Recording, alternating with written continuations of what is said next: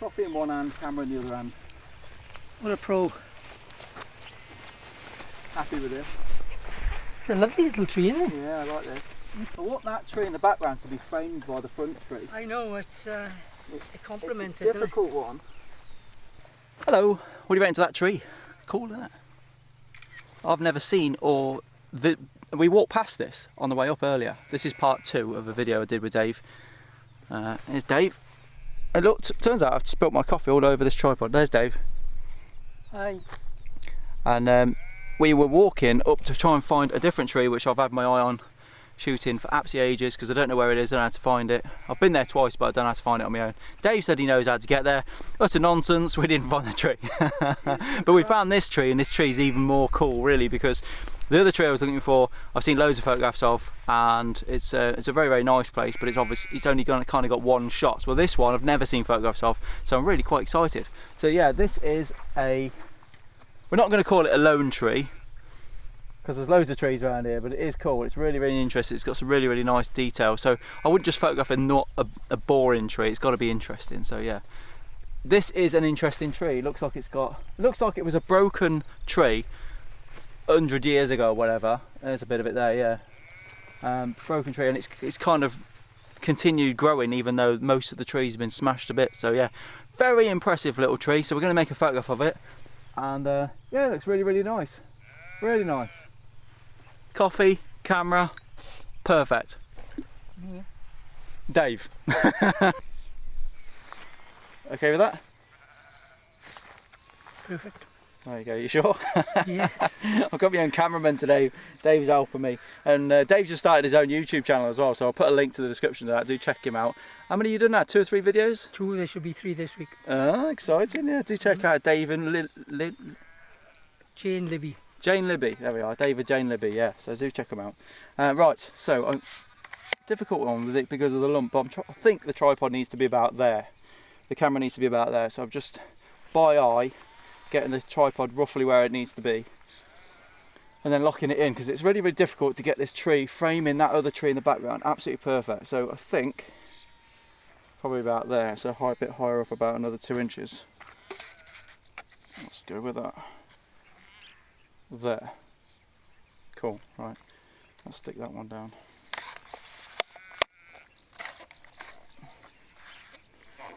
Okay. Because once the tripod's down, creativity is out the window. So there we are. Right, back in flat mode, push this against the right, ISO right down. Go to F14. Histogram all the way to the right, 40 per second, focusing on that tree. So look at this. I like it. It's good, but that's a good composition. I said it's nice space to the left. So looking at that photograph, can you improve it? Scrutinise the crap out of that composition. Is there a way to improve it? Yeah, I could. You could? Yeah. Go on then, tell me how you'd improve it. Say it's mine.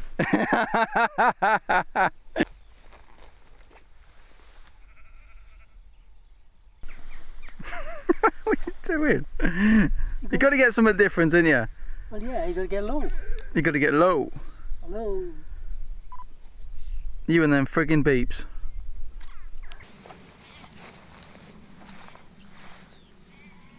It's detected a face in the tree. How rich. Tree beard. My histogram's in the way now. That is the only thing with this Nikon, you can't just get it clean. You've got to toggle through the menu all the time. And you can't get like a clean screen and then just have the histogram or something. No, it's you were right there. Stupid. This is gorgeous. Lovely, lovely spot. Really nice. The light's breaking out again, so we're getting some contrast on the right hand side of the tree. Absolutely gorgeous. But it's not an easy shot to get because I'm going to watch the histogram on this camera now as well. It's not an easy shot to get because I can't go too wide on the lens because it's obviously pushing the tree in the background too far away. So I'm trying to keep to 35mm. It's something I've learnt with street photography is if you get used to a focal length, you know what the focal length's going to do as far as pushing the images, pushing backgrounds forwards or backwards, whether you get compression from it, what your depth of field is going to be. So I know everything about 35mm. So I've stuck the lens on 35mm and just kind of working the scene with that focal length.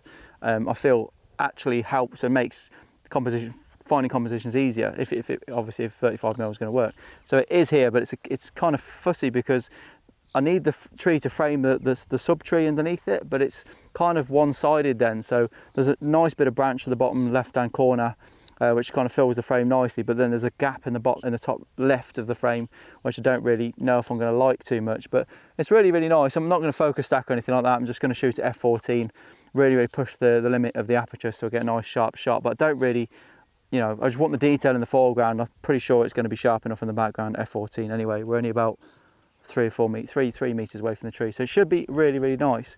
Just keeping an eye on the histogram. Oh, people! There's other people over there. If you knew where we were, you'd think, why would people be here? It's so remote. But yeah, really, really nice. I've actually seen a few sheep walking around, limping. They all seem like they've got like broken legs or something. What's going on around here? And there's loads of like sheep carcasses and stuff around here, and bits of sheep wall everywhere. I mean, what happens here at night to these sheep? Good grief. Suggestions in the comments below. But yeah, it's a lovely, lovely scene. Really, really nice. I like it. I love this tree. And now we've got a sheep there as well. If I come over, oh, I'm all right. I'm all right. I don't need to move. I don't need to move. I can just fine tune. Yeah. Let's come up a touch. Let's come up a touch. I think this will be nice. So yeah, just focusing on this tree. But this down here, this branch around here is really, really nice, making the compositions really, really nice. The light's catching that tree in the background as well. This could be good. God, it's gone warm. The light on that tree now. I'm in video mode again. All right, look at that light. Film a bit of that light. Oh, and the tree in the background's catching again. This is time-lapse weather, this is. The heat's coming out, good grief. Oh, I love it. Light catching this tree. Focus again on the tree. Love it. Dave, are you getting that tree in the background? Yep. Good man. Good man. Ha ha ha. You could see how this tripod is. It's kind of like that. It's still, I've got my XT4 on the top of it and the tripod's like that. So I just can't believe it's still up. It shouldn't be. But anyway, this has been hot since 5:30 this morning. It's still hot now and it's 10:30. It's freaking fantastic. 20 quid. I hate that. Do you know when you take a raw photograph but you've got the camera set to square?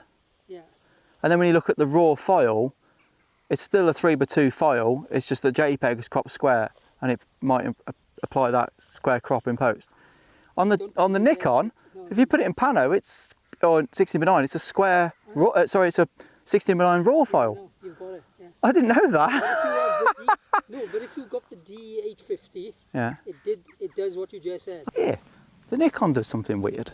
When you put like I've just put this composition in the 16:9 preview on the back of the camera, and then I went to take a shot with the 16:9 bars just to, I think that's kind of the shape I'm going to end up with this file.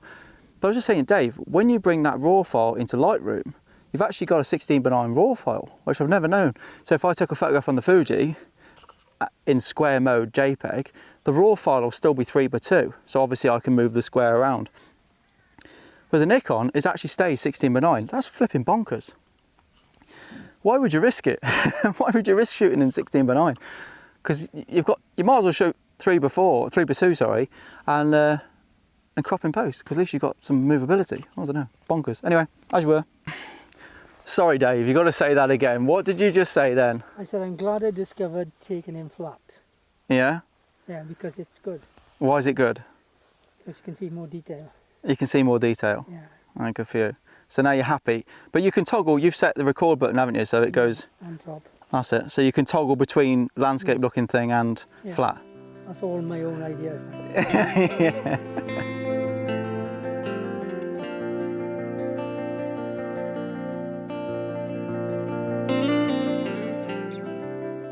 What a location. I really enjoyed it there, and I really enjoyed Dave's company again. We have such a laugh together, and he's just started a YouTube channel, as I mentioned, so do check him out, him and Jane Libby.